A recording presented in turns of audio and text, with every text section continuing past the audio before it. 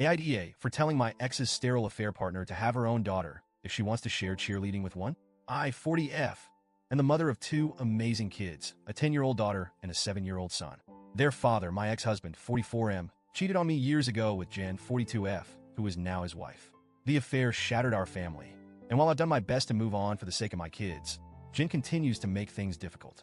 To start from the beginning, my ex and I were married for several years, and for the most part, I thought we had a good relationship.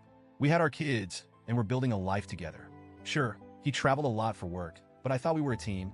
Then Jen came into the picture. Jen wasn't some random woman. She was dating someone in my ex's friend group, and we crossed paths regularly at gatherings. Over time, she made an effort to get to know me, small talk at parties, following me on social media, even texting me occasionally about things like recipes or parenting tips. I thought she was just being friendly. I was completely blindsided when I found out she had been sleeping with my husband. I'll never forget the day I found out. My ex sat me down, looked me in the eye, and told me he was leaving me.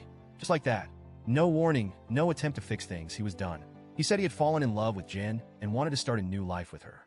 I remember feeling like the ground had been ripped out from under me. I had to pick up the pieces for the sake of our kids, who were too young to understand what was happening. To make things worse, Jen tried to play the victim. She claimed she didn't mean to hurt me, that she hoped we could all get along for the sake of the kids. She even suggested that we could be friends again someday. I was furious. How could she think we'd ever be friends after what she did? But I kept my composure because I knew my kids were watching. Fast forward to now. My ex and Jen have been married for several years.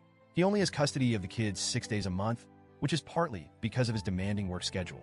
He travels out of state frequently, so this arrangement keeps the kids with a parent me most of the time. Jen has no biological children of her own.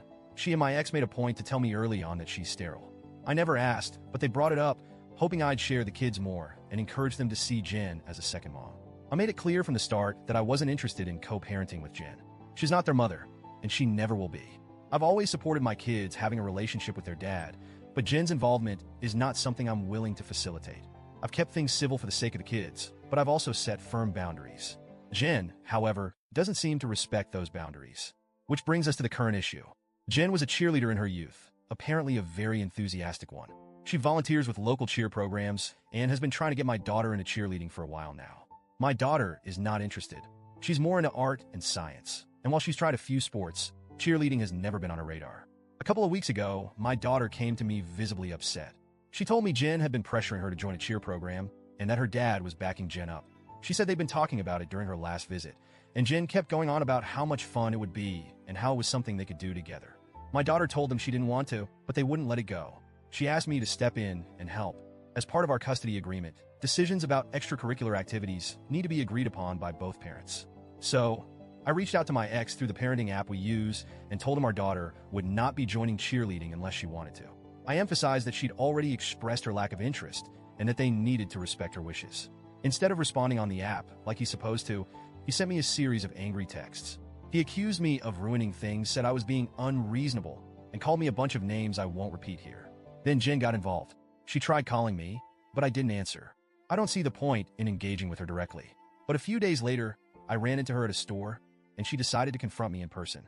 It started off somewhat civil. She said she felt like I was punishing her by not letting her bond with the kids.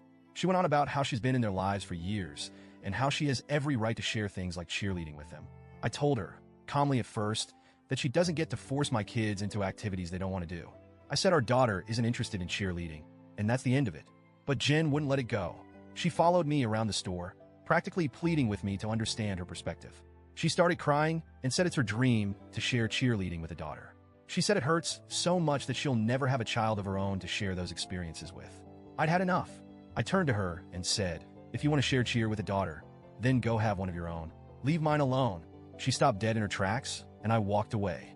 She didn't follow me after that, but the fallout was immediate. My ex called me later that day, furious. He said I was cruel to say that to Jen, knowing she can't have children. He demanded I apologize, but I refused.